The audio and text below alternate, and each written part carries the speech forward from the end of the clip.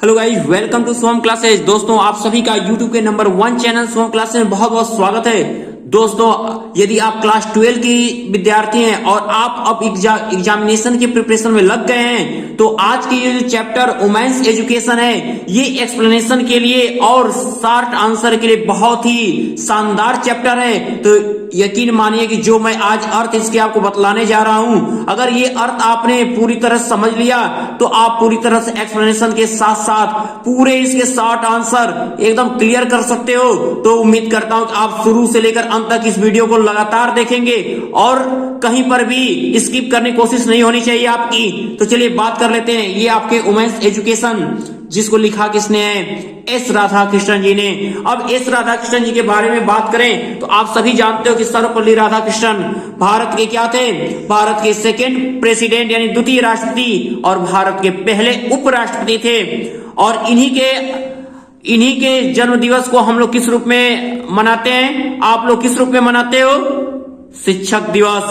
5 सितंबर शिक्षक दिवस के रूप में मनाया जाता है। तो इन्होंने वुमेन्स एजुकेशन, जो नारी शिक्षा की बात की है, नारियों के सम्मान और नारियों की शिक्षा कैसे विस्तृत होनी चाहिए, इस पर ये बात करते हैं। चलिए देख लेते हैं इनके शब्दों को।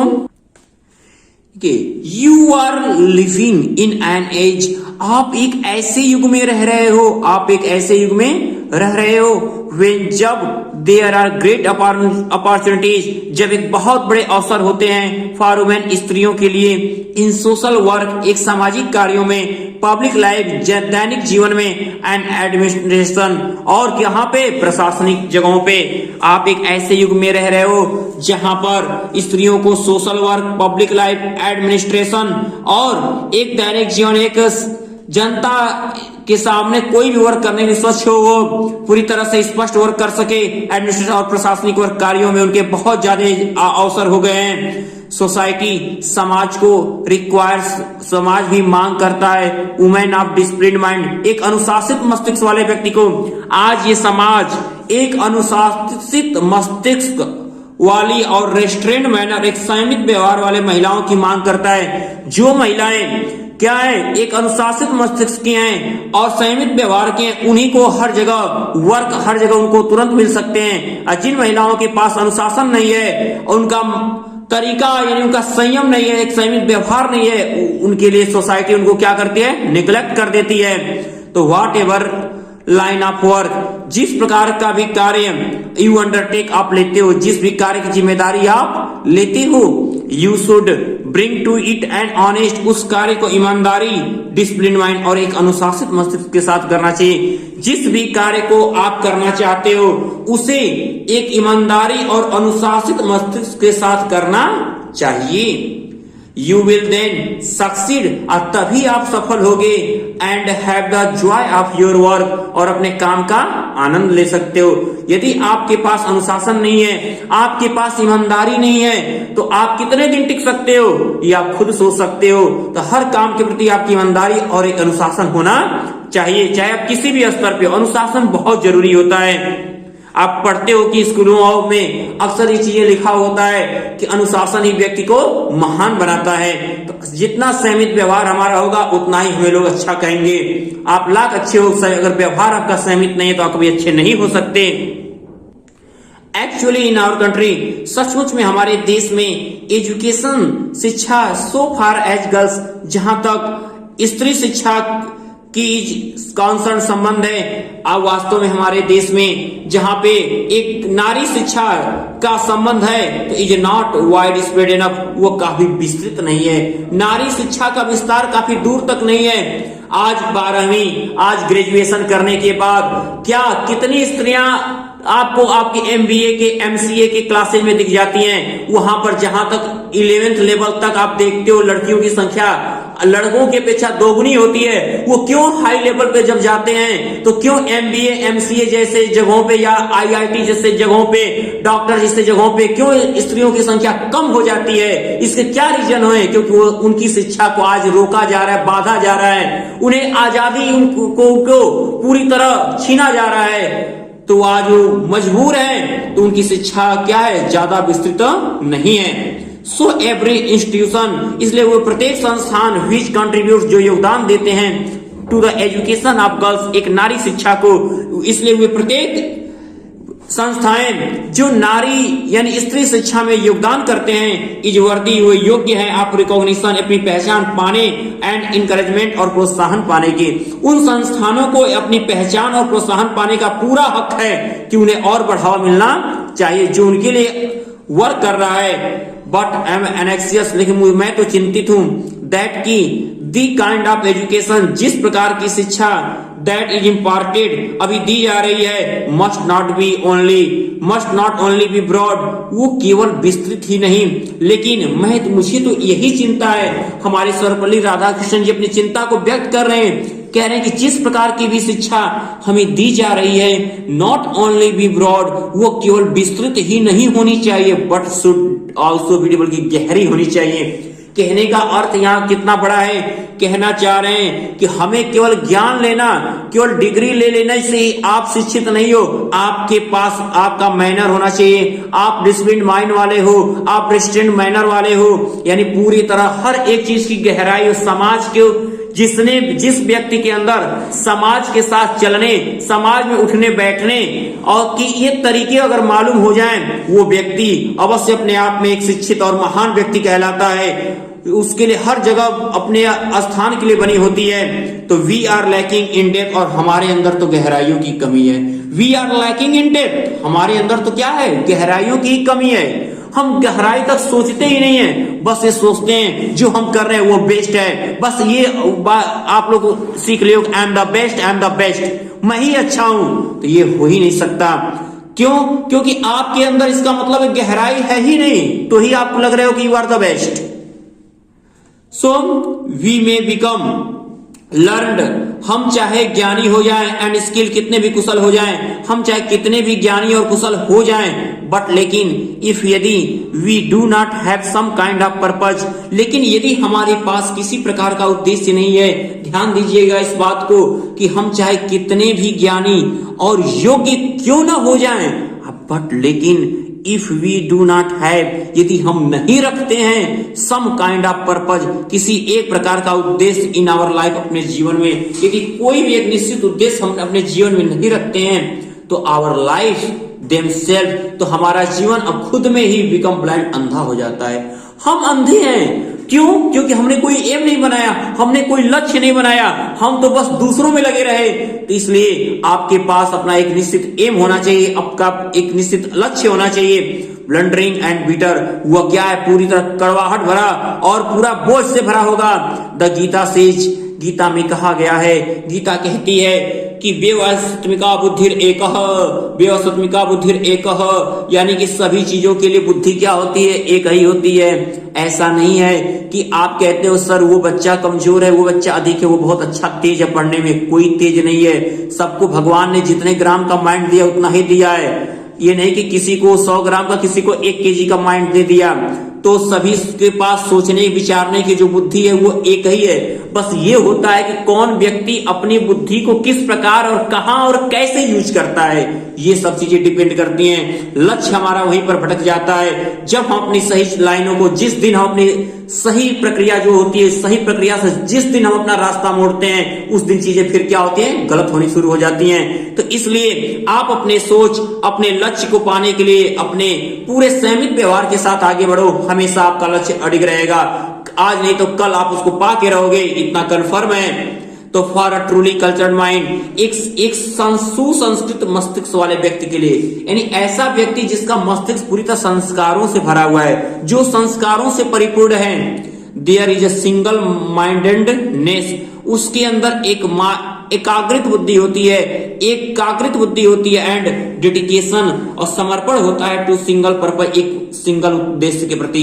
वो एकाग्रित मस्तिष्क वाला होता है और वह एकमात्र उद्देश्य के प्रति उसका पूरा समर्पण होता है कि जो वो कर रहा है वह वही करेगा, जो उसे करना है वह वही करेगा, जो उसे चाहता है वह बस वही चाहेगा, यानी मात्र उसका एम सिंगल होगा, उसे और किसी चीज की जरूरत नहीं हो सकती। तो फॉर द अनकल्चर्ड माइंड, और कुसंस्कृत मस्तिष्क के लिए, यानी जिसका मस्तिष्क क्या है, गलत भावों से भरा हुआ है, जो अच्छा सोच नहीं सकता, द होल लाइफ, उसका पूरा जीवन इस कैरेक्टर बिखरा हुआ है, वो कभी भी माइंडली सही ना हो सकता है, ना किसी को सही रहने दे सकता है। जो कुसंस्कृत मस्तिष्क वाला व्यक्ति है, the whole life is scattered, उसका पूरा जीवन बिखरा पड़ा है इन मेनी डायरेक्शन, उसका क्या है, वो अनेक दिशाओं में भटका हुआ है। कहा गया है कि बहुसखा ह्यांश, बहुसखा ह्यांश, यानी कि क्या होती है, जो कुसंस्कृत मस्तिष्क वाले व्यक्ति होते हैं वो अनेक शाखाओं में क्या होते हैं, विभेदित होते हैं, अर्थात बटे हुए होते हैं। सो देयरफॉर, इसलिए इट इज इसेंशियल दैट, यह आवश्यक है, दैट की द एजुकेशन, जो शिक्षा विच यू एक्वायर, आप प्राप्त कर रहे हो इन दिस इंस्टीट्यूशंस, इन संस्थाओं में, should give you not merely learning and skillful, वह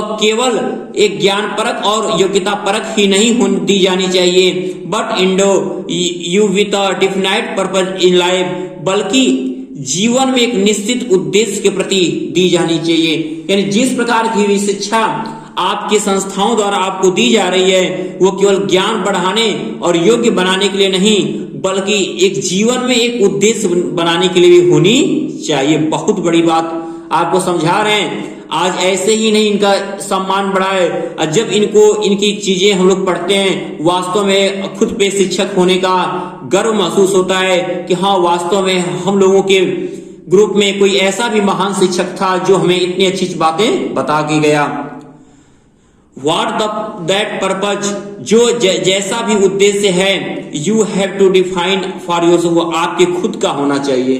जो भी उद्देश्य हो वो आपके खुद को निश्चित करना चाहिए। ये नहीं आप क्या कहते हो, जब आप 12th पास करने के बाद जब आपसे कहीं जाओगे, कोई ये प्रश्न करता है कि अच्छा बताओ कि आगे अब क्या करोगे, तो कहते हो आपकी जो घर वाले कहेंगे वो करोगे। गलत। कुछ कहते हैं लोग कि अरे हमारे भैया पॉलिटेक्निक किए थे ना, तो हम पॉलिटेक्निक ही करेंगे।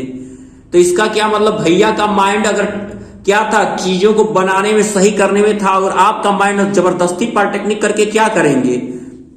अगर कहोगे मेरी दीदी बीटीसी की थी, बीएड की थी, तो हम भी वही करेंगे, तो क्या करोगे। आपको भले पढ़ने में कमजोर हो, भले आप एक क्लास में खड़े होकर किसी को कुछ नहीं बता सकते, आप लाख ज्ञानी ही क्यों ना हो, तो ये जरूरी नहीं, जिसमें आपका इंटरेस्ट हो आपको वही वर्क करना चाहिए। कभी भी किसी विषय को चाहे आपके द्वारा चाहे आपके घर वालों द्वारा आप पे थोपा नहीं जाना चाहिए। इसलिए अभी आगे चलकर आपको नीचे राधा कृष्णन जी बात करेंगे कि आज के युग में क्या चीजें बहुत जरूरी हैं, क्यों आज टेक्निक आगे चल रही है, क्यों ये शिक्षा आज हम जो सीख रहे हैं, हमें इंडस्ट्रियल एजुकेशन हमें लेना चाहिए। आज इंडस्ट्रियल एजुकेशन आपके लिए बहुत जरूरी हो गया है, आत्मनिर्भर बनना है।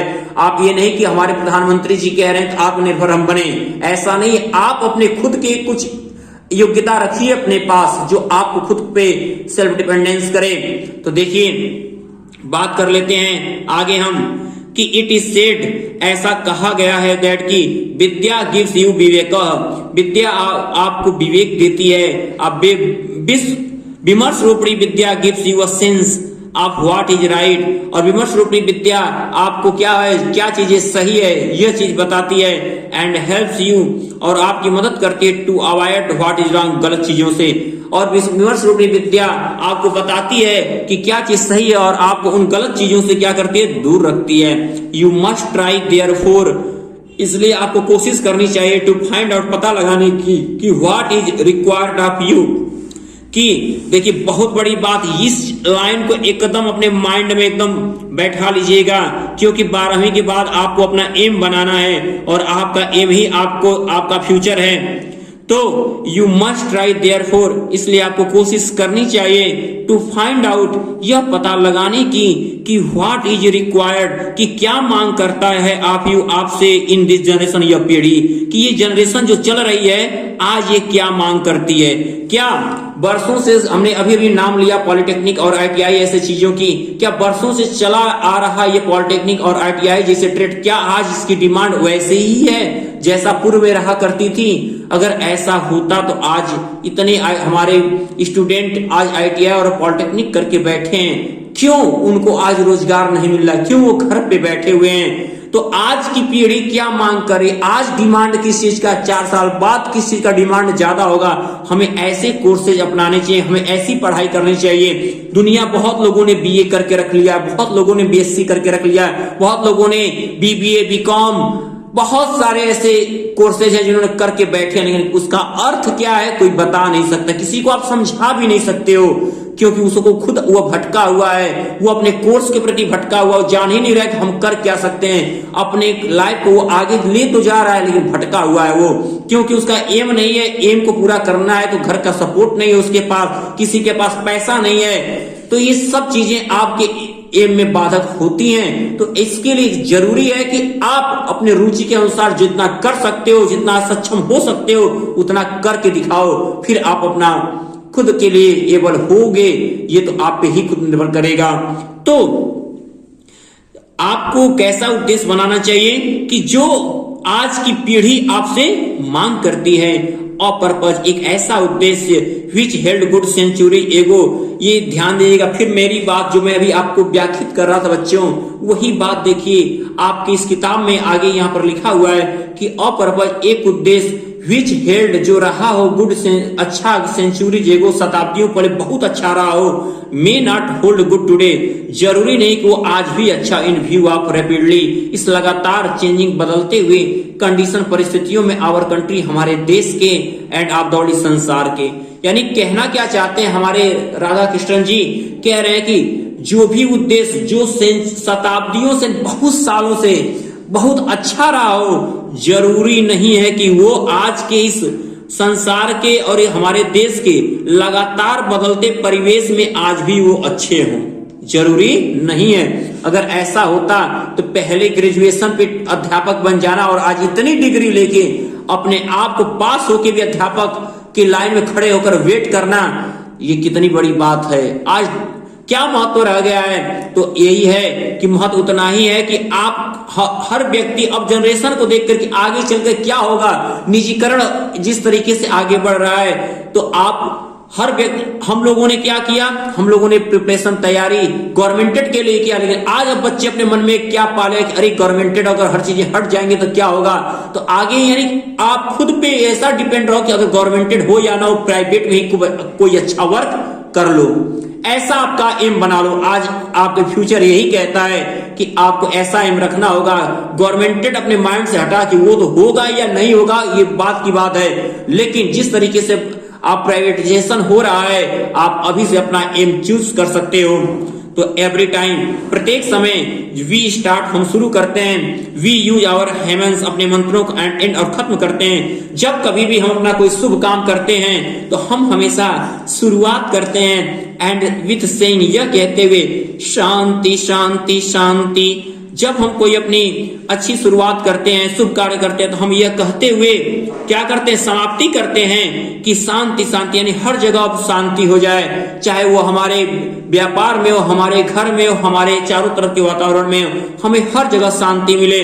द टीचर, अध्यापक एंड प्यूपिल्स, और जो शिष्यों के बीच, अध्यापक और शिष्यों के बीच से आर एक्सपेक्टेड, यह आशा की जाती है कि टू अवॉइड, वे बचें, हेटिंग, नफरत करने से, ईच अदर, एक दूसरे से।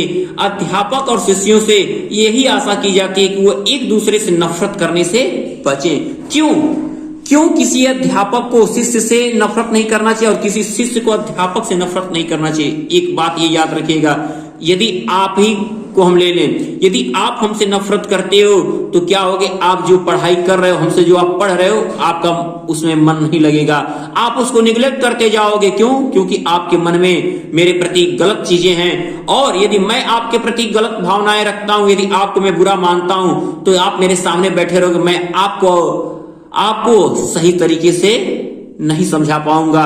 तो यहां पर हानि हमेशा ज्ञान की होगी, इसलिए अध्यापक और शिष्यों को हमेशा एक दूसरे से नफरत करने से बचना चाहिए जहां तक हो सके। तो इसीलिए आप कहीं ज्यादातर देखते हो कि अध्यापक क्या होता है, शांति से काम लेता है, क्योंकि अगर वो भी बच्चों जैसा हरकत करने लगे तो फिर अध्यापक और एक बच्चे में अंतर ही क्या रह जाएगा। तो अब आगे देखिए, बहुत बड़ी बात कितनी अच्छी अच्छी बातें कह रहे हैं, कितना अच्छा मोटिवेशनल ये लेसन है आपके लिए। आप इसको पढ़ने के बाद तो हमें लग रहा है कि आप खुद इतने मोटिवेट हो गए हो कि अब एग्जाम ऐसे ही एग्जाम में कूद जाओगे कि नहीं अब तो हम पास ही कर लेंगे एग्जाम को। ये कंपैशन, दया, कंपैशन का मतलब क्या होता है? दया। देखिए यहाँ इंग्लिश और हिंदी दोनों शब्द लिखे हैं। कंपैशन मतलब होता क्या है? दया। तो दया इज द क्वालिटी, दया एक ऐसा गुण है which is more characteristics of women than of men, जो पुरुषों की अपेक्षा मुख्य रूप से महिलाओं का गुण होता है। I read recently a book, मैंने हाल ही में एक किताब पढ़ी, which speaks about the decline of womanhood, जो स्त्रीत्व के पतन के बारे में बताती है। कह रहे हैं आपके हमारे श्री राधा कृष्णन जी कि मैंने हाल ही में एक ऐसी किताब पढ़ी जो एक स्त्री पतन के बारे में बताती है। एंड सेज, और कहती है दैट कि दिस इज सो, ये ऐसा इसलिए है बिकॉज, क्योंकि there is a decline in compassion, क्योंकि दया में कमी आई। ऐसा इसलिए हुआ कि दया में कमी आई। इन अदर वर्ड, दूसरे शब्दों में कह लें तो the natural quality of women is compassion, औरतों का स्वाभाविक गुण ही दया है।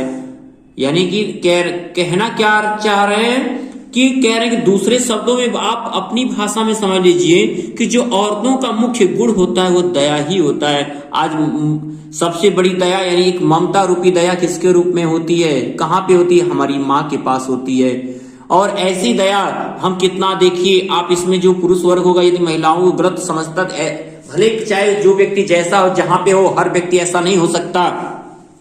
तो हर एक महिला के अंदर क्या होता है? दया मौजूद होता है। हम लोग को कठोर माना जाता है कि हम लोग बहुत कठोर प्राणी हैं। तो इफ यू, यदि आप डू नॉट हैव कंपैशन, यदि तुम्हारे पास दया नहीं है तो यू आर नॉट ह्यूमन, तो आप मनुष्य नहीं हो। यदि आपके अंदर दया नहीं है तो आप क्या हो? मनुष्य नहीं हो। इट इज देयरफॉर, इसलिए essential for every human being, इसलिए प्रत्येक मनुष्य के लिए ये चीज आवश्यक है कि to develop the quality of considerateness, kindness and compassion, कि वे अपने अंदर एकाग्रता, दयालुता और दया के गुणों को विकसित करें। इस यदि आपके अंदर क्या है? यदि दया नहीं तो आप तो मनुष्य हो नहीं।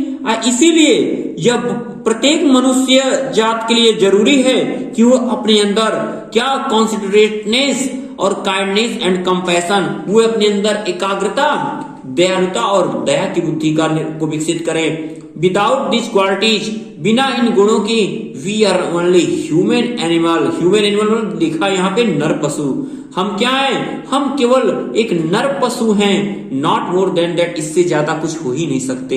हम जानवर हैं भाई, अगर हमारे अंदर दया नहीं तो हमारे और जानवर में फर्क है ही क्या? सही बात कहा इन्होंने। इसलिए हमें क्या करना चाहिए? दया का भाव रखना चाहिए। हमें हमेशा ये चीजें ध्यान देनी चाहिए। There is a famous verse, एक ऐसी प्रसिद्ध कहावत है कि विच टेल्स अस, जो हमें बताती है कि संसारा विष वृक्ष, ये संसार क्या है? विष का वृक्ष है। कहने का अर्थ क्या है? चारों तरफ कहीं न कहीं जहर उगलने वाले लोग हैं। आज एक व्यक्ति दूसरे की व्यक्ति के बारे में ऐसी बातें करेगा कि वो व्यक्ति आपके लिए एकदम पूरी तरह से नफरत पाल लेगा। तो संसार विष वृक्ष से, यह पूरा संसार क्या है? विष का वृक्ष है। क्योंकि इन दिस, फिर उन्होंने एक्सप्लेन करते हैं कि इन दिस इम्परफेक्ट वर्ल्ड, इस अधूरी सी संसार में, संसार there are two fruits inimitable quality, क्या होते हैं संसार में? क्या होता है? ऐसे दो उचित गुणों के क्या होते हैं? एक फल रूप में होते हैं। They are the study of our great classics and communion with great mind. इसलिए हमारे वो दो फ्रूट्स कौन है? इसलिए हमारे महान शास्त्रों, और हमारे संचारों का एक महान मस्तिष्क के साथ अध्ययन होना चाहिए। इसलिए हमारे शास्त्रों को और हमारे समुदाय चीजों को क्या होना चाहिए? पूरी अच्छे मस्तिष्क के साथ पढ़ा जाना चाहिए। These two are the things, ये वे दो चीजें हैं which mood minds and hearts, जो बदल सकती है मेंस माइंड, मनुष्य के मस्तिष्क और उनके हृदय को। ये ऐसी दो चीजें जो मनुष्य के मन और हृदय को परिवर्तित कर सकते हैं। यदि हम रेगुलर क्या करें? यदि एक हिंदू रेगुलर गीता का पाठ, रामायण का पाठ पढ़े, सुनाए, एक मुस्लिम भाई क्या करे? कुरान पढ़े, कुरान के चीजों को लोगों को समझाए, ईसाई आपके बाइबल पढ़े और उनके चीजों को लोगों को समझाएं और खुद सीखें और सीख यदि आपके वह गुरु ग्रंथ साहिब को पढ़े उसमें लिखे चीजों को बताए और खुद समझे तो क्या होगा वो हमारे मन और हमारे हृदय को परिवर्तित कर देगा। हमारे अंदर से जो भी पाप क्रियाएं होंगी वो दूर हो जाएंगी।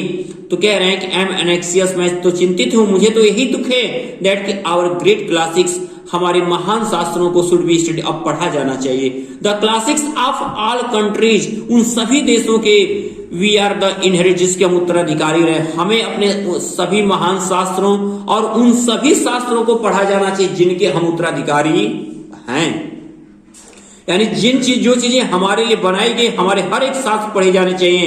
It is an small dialogue in an Upanishad, Upanishad में एक छोटा सा संवाद किया गया है दैट की अ क्वेश्चन इज पुट, और एक ऐसा प्रश्न भी रखा गया है कि what constitutes the essence of good life. देखिए जो ये चीजें बहुत इस चैप्टर से शॉर्ट आंसर में पूछा है, ध्यान दीजिएगा मेरे बच्चों, पूछता है कि what is the 3 essence of good life, ठीक है, वो अच्छे जीवन के सार क्या है।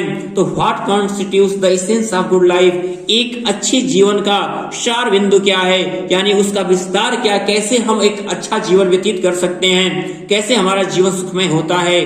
तो तभी द टीचर रिप्लाइज, तभी अध्यापक उत्तर देते, didn't you hear the answer, क्या आपने उत्तर सुना, क्या आपको उत्तर मिला। तभी there was a thunder clap, तभी एक गड़गड़ाहट होती है, दा दा दा, तभी दा दा दा करके क्या होती है, एक गड़गड़ाहट होती है। क्या, इमीडिएटली, तुरंत, द टीचर एक्सप्लेन, तभी अध्यापक समझाते हैं दैट की these were the essence of good life. एक दा का मतलब दम, दूसरे दा का मतलब दान, तीसरे दा का मतलब दया। यानी वो कौन से 3 एसेंस ऑफ गुड लाइफ है, दम, दान, दया। क्या होती है, एक गड़गड़ाहट हुई दादा की, तभी तुरंत अध्यापक ने उसको व्याख्यात कर दिया कि देखो बच्चों, एक अच्छे जीवन के 3 सार तत्व हैं, दम, दान, दया।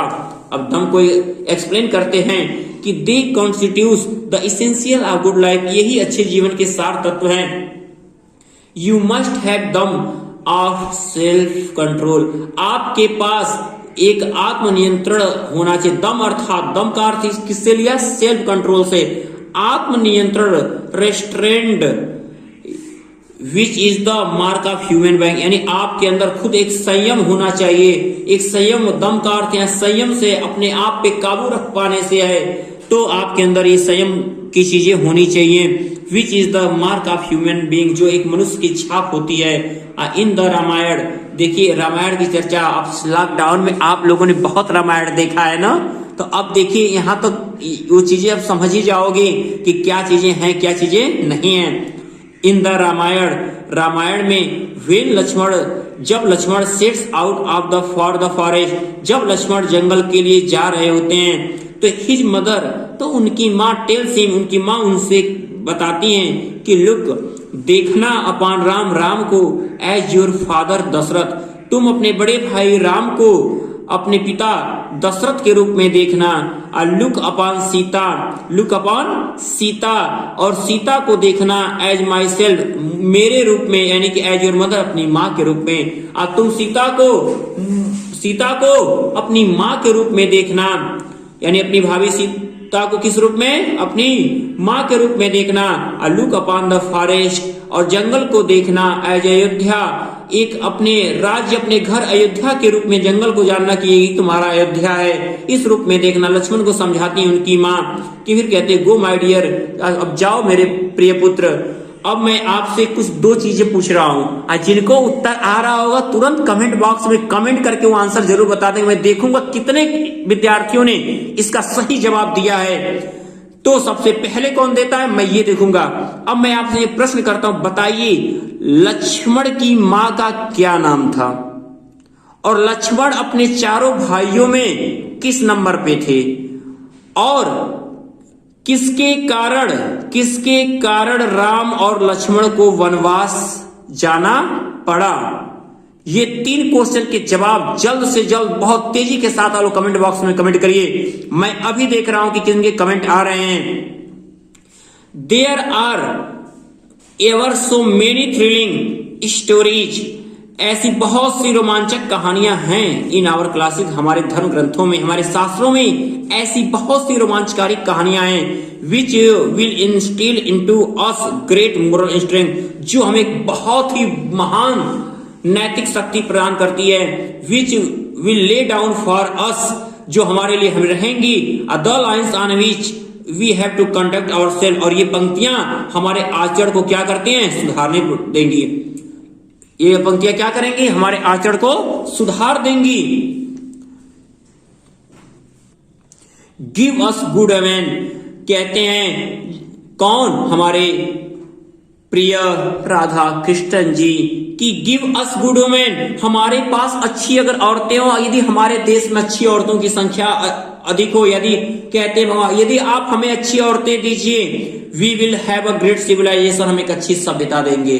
यानी यदि हमारे पास अच्छी औरतों की संख्या ज्यादा होगी तो हमारी सभ्यता भी क्या होगी, ज्यादा होगी। लेकिन आज हर एक पल दोषी कौन ठहराया जाता है, सभ्यता के लिए दोषी तो केवल अब ज्यादा कहना नहीं जाएगा, लेकिन यहाँ पर स्पष्ट शब्दों में कहा कि गिव अस गुड वुमेन, यदि हमारे देश में अच्छी औरतें अगर हो तो we will have a great civilisation, तो हमारी पास एक अच्छी सभ्यता होगी।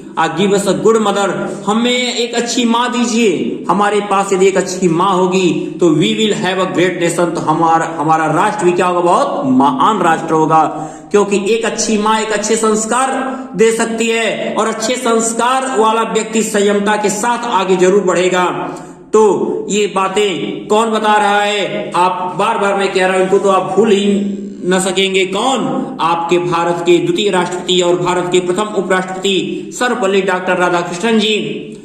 फिर बात करते हैं, कह रहे हैं कि when you talk about education, जब आप शिक्षा के बारे में बात करते हो तो you have several aim in view, तो आपके जो नजरों में होते हैं अनेक लक्ष्य होते हैं। जब कभी भी आप शिक्षा की बात करते हो तो आपकी नजर में अनेकों लक्ष्य होते हैं। I give the people those, give the people, लोगों को दीजिए दोज वही चीजें, हु आर टॉट, जो आप सीखे, नॉलेज ज्ञान परक ऑफ द वर्ल्ड, जो आपने संसार में ज्ञान पाया और सीखा, लोगों को वही शिक्षा आप दीजिए। यानी आपको जिस तरह से संस्कारित किया गया है, आप दूसरे लोगों को भी उसी प्रकार संस्कारित करने की कोशिश। अच्छे संस्कार यदि आपकी रग रग में मौजूद हैं तो अच्छे संस्कार लोगों को दीजिए, भले आप वो व्यक्ति आपके उन संस्कारों को समझने की कोशिश न कर रहा हो, लेकिन आप उन्हें देने की कोशिश करते रहिए।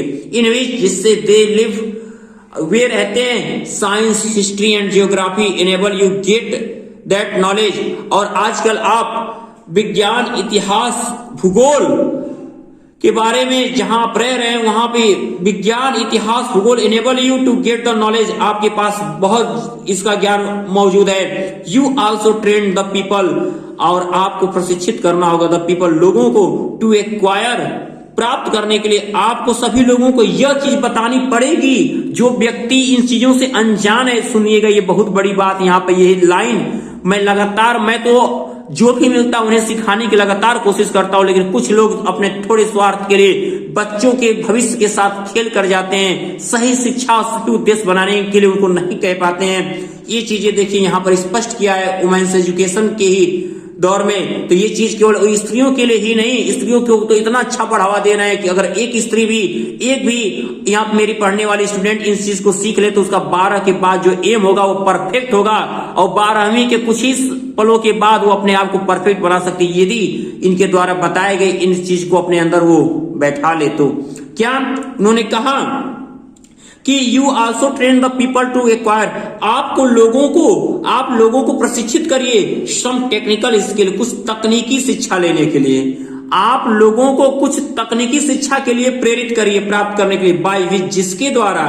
दे कैन अर्न अ लिवलीहुड, वे अपनी जीविका चला सके, यानी अपने रोजी रोटी को खुद पे निर्भर रह सके। आज क्या हो रहा है, आज 4-5 साल 10 साल आप अपने माँ बाप के सर पे बोझ बन के पढ़ लेते हो, और उसके बाद भी आप ग्रेजुएशन के बाद आप पोस्ट ग्रेजुएशन करने तक के बाद भी आप किसी लायक नहीं हो पाते। ये आप पे शर्म आनी चाहिए। आप जो भी लोग अपने आप को पोस्ट ग्रेजुएशन करने के बाद नहीं कुछ कर पा रहे हैं, इसका मतलब उनको दिशा ही अच्छा नहीं दिया गया, किसी ने उनको ज्ञान ही अच्छा नहीं दिया। तो आप ऐसी गलती नहीं करोगे बच्चों। आप अभी 12 में पढ़ रहे हो, 12 के बाद आप जब भी निकलोगे ये चीज अपने माइंड में रख लो। लिखा है उन्होंने टेक्निकल स्किल, कोई भी वर्क करना है एक पहले टेक्निकल स्किल ले लेना, ताकि सेल्फ डिपेंडेंस जब बन जाओगे तो लाइफ आपकी सेट रहेगी। घर से कितने दिनों तक आप पैसे लोगे, अपने आप पे डिपेंड होना सीखिए। और टेक्निकल स्किल के लिए पूरे इंडिया के कोने कोने फॉरेन तक में आपके लिए रोजगार पड़े हुए हैं, बस आपके पास वो चीज मौजूद तो होनी चाहिए। तो नॉलेज ऑफ द वर्ल्ड, ये सांसारिक शिक्षा, देखिए these are still accepted the world, और इन चीजों को स्वीकारना चाहिए संसार को over as object of education. और ये संसार में इन सब चीजों को शिक्षा की एक आवश्यक वस्तु के रूप में स्वीकारा जाना चाहिए। Knowledge of the world in which you live, जहां आप रहते हो और जिस प्रकार की शिक्षा आप प्राप्त कर रहे हो, and technical skill by which, और जो भी एक तकनीकी शिक्षा यू कैन अर्न लिवलीहुड, और आप उस तकनीकी शिक्षा के जहां पे आप रह रहे हो और जिस प्रकार की आप शिक्षा पा रहे हो वहां पे तकनीकी शिक्षा के द्वारा आप अपनी रोजी रोटी चला सकते हो। बट लेकिन what is there specific about the, लेकिन क्या बहुत विशेष है about the kind of education, उस प्रकार की शिक्षा में, लेकिन इस प्रकार की शिक्षा में क्या चीजें महत्वपूर्ण होती हैं in the institution of our country, जो हमारे देश में के संस्थाओं में जिस प्रकार शिक्षा दी जा रही है उस प्रकार की शिक्षा का क्या महत्व है, आप ही बता दीजिए। आज हर एक व्यक्ति, हर इतने डिग्री कॉलेज इंटर कॉलेज खुले हुए हैं, लोग बैठे हुए शिक्षा के पूरे दलाल हर जगह, लेकिन आज वो क्या कर रहे हैं? अगर बहुत कम ही ऐसे शिक्षित हैं जो बच्चों को अच्छी शिक्षा और अच्छे आगे बढ़ने के लिए कर रहे हैं, लेकिन हम बिजनेस के दौर में बच्चों के साथ अपना एम अच्छा बनवाना भूल गए हैं कि बच्चों को क्या करना चाहिए। तो हमें बच्चों को उनके फ्यूचर के अनुसार, फ्यूचर की डिमांड के अनुसार लक्ष्य बनाना पहले सिखाना चाहिए, तब जाके हमें आगे अपने आप को एक अच्छा शिक्षक मानना चाहिए। वी हैव हर्ड, हमने सुना है दैट की द चीफ पर्पज, मुख्य उद्देश्य ऑफ एजुकेशन शिक्षा का is not merely the acquiring skill और इंफॉर्मेशन। ठीक है, हमने सुना है कि शिक्षा का मुख्य उद्देश्य केवल एक योग्यता और एक सूचना पाना ही नहीं होना चाहिए, बट बल्कि the initiation into a higher life, initiation into a world which transcends the world of space and time, बल्कि हमारे अंदर उच्च जीवन और आगे के संसार में पहुंचने, समय के साथ साथ हमें एक बहुत ही उच्च जीवन जीने और संसार में आगे बढ़ने जैसे प्रेरित कार्य होने चाहिए। That letter informs and animates of the farmer, जो पूर्व के किए गए चीजों से क्या हो, बहुत आगे हों। That has been the main purpose education, शिक्षा का जो मुख्य उद्देश्य रहा है, शिक्षा का जो मुख्य उद्देश्य